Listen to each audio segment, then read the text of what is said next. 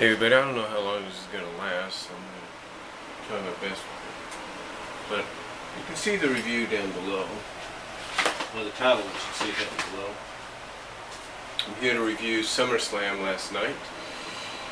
And it was probably I have to agree, it was one of the better SummerSlams this year, or in the past few years. I mean, not saying the others were bad, but this was probably the best one we've had so far.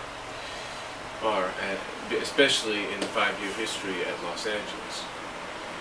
Now, the matches were good. I mean, you had a great quantity, you basically had a decent quantity of matches, even some that you would say you could either just put them on Raw, on SmackDown, on Superstars, it wouldn't matter. But there's a reason for that. Now let's talk about the pre-show match first. RVD and Dean Ambrose for the title. Now, good matchup, good pre-show opening, kind of get you in the mood for SummerSlam matchup. RVD wins by disqualification thanks to interference from the Shield, even though you had Big Show and Mark Henry there.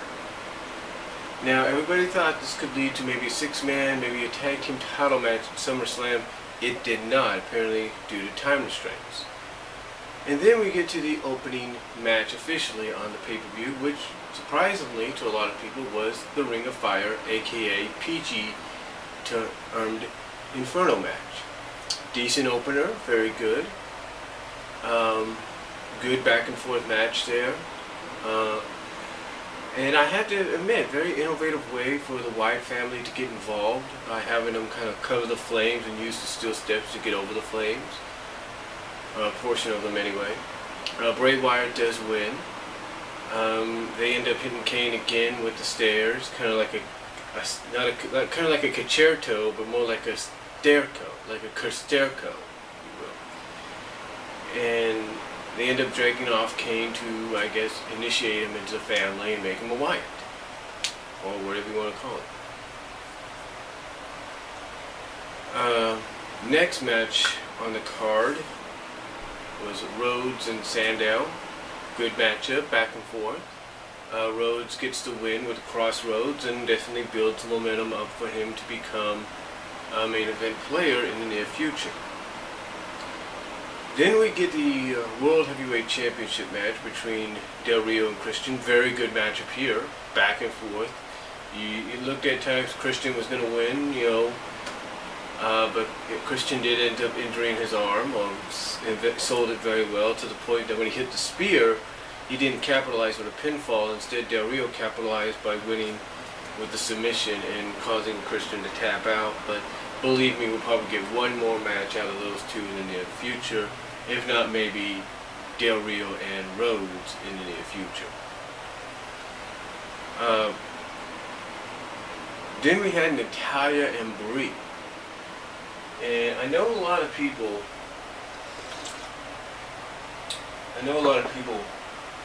particularly didn't care for the fact that this match was on the pay-per-view. And I'm sure a lot of them particularly didn't care that it came after the World Heavyweight Championship, as far as I remember. But it was okay. It was actually pretty decent. They got a little bit more physical than usual, of course at SummerSlam, and it's also to help promote Total Divas. Nikki and Eva tried to interfere, but got stopped by Cameron and Naomi.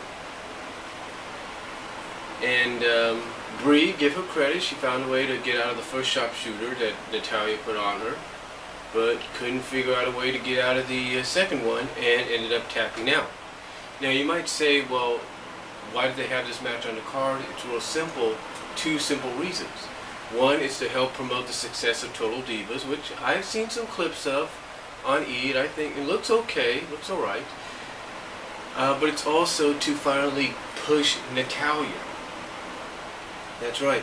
They got big plans for Natalya. Why do you think she's being featured a lot lately? It's not because she's a Hart, or part of the Hart family, or she's on Total Divas.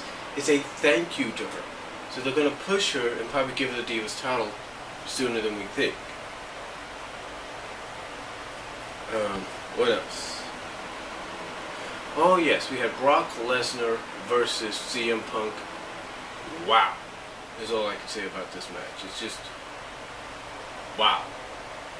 I mean, what more can you say about this match? I mean, very physical. I was surprised they had a no disqualification match stipulation added last night.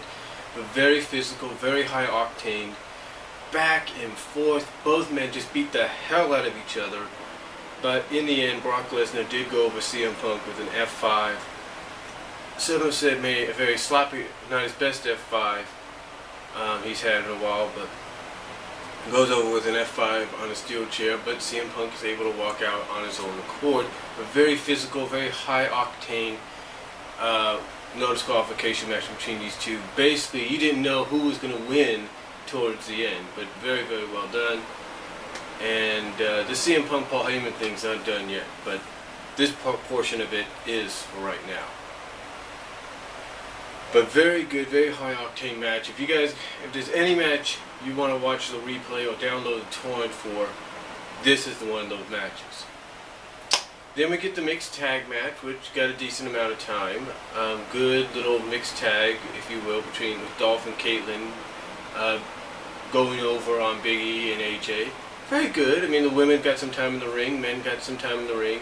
Ziggler ends up winning with the zigzag, so him and Caitlyn end up winning. And this probably means we'll get one more Caitlyn AJ match for the title down the line before Natalya steps in. Then the WWE Championship match. Well, I have to agree with people. If you don't think John Cena can wrestle, watch this match, because apparently Daniel Bryan brought the best out of John Cena when it came to wrestling. Great back and forth submission, great technical wrestling, you name it, this match had it. Daniel Bryan wins with a running knee from the corner right to John Cena's face in the middle of the ring. Becomes WWE Champion. And then, of course, what everybody was projecting was going to happen, it did. Randy Orton came down with the Money in the Bank afterwards. I mean, we had the confetti and everything, the pyro, and then Randy Orton comes down. Makes it look like he's going to cash in and then walks away. Makes it look like he's not. And then Triple H, while Daniel Bryan's distracted by this, turns Daniel Bryan around, kicks him in the gut, hits the pedigree. Randy Orton comes in, cashes in the briefcase, and becomes WWE Champion. Now, I know a lot of IWCers, a lot of Bryan Danielson fans are not happy with this. But I think, in a sense, what WWE is trying to tell the IWC is, hey, we know you want one thing one way, and hey, look, we even gave it to you, even for a few moments, but guess what? This is not your independent wrestling. This is not your Ring of Honor. This is WWE.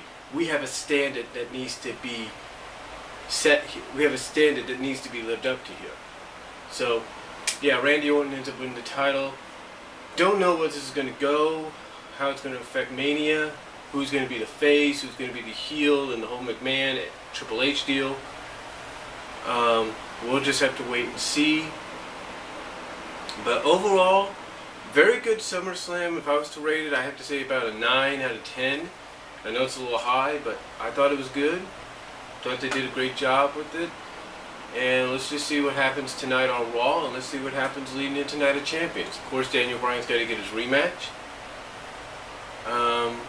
And don't be surprised if we end up having a WWE versus indie feud. In other words, all the so-called independent stars that came to WWE end up feuding with the WWE main people, if you know what I mean, to kind of establish wrestling back into the company. I just feel that may be where we're going, but we'll have to wait and see. But that's all I'm going to say, and let me know what you guys think. Just have to tune into Raw tonight, see where they go with it, and how that leads into Night of Champions. Who knows, maybe they'll vacate the title because perhaps Triple H wasn't officially an official to cash in, but we'll have to see. Let me know what you guys think. Definitely check out SummerSlam, if not for these 3 matches. If not for 3 matches, in my opinion. 4 matches, I should say. Ring of Fire match, World Title match, Punk, Lesnar, Cena, Bryan. So that's the reason you should check it out. But till then, let me know what you guys think down below. Comment if you like. And that's all for my Monday morning at 7:40 a.m. review of SummerSlam.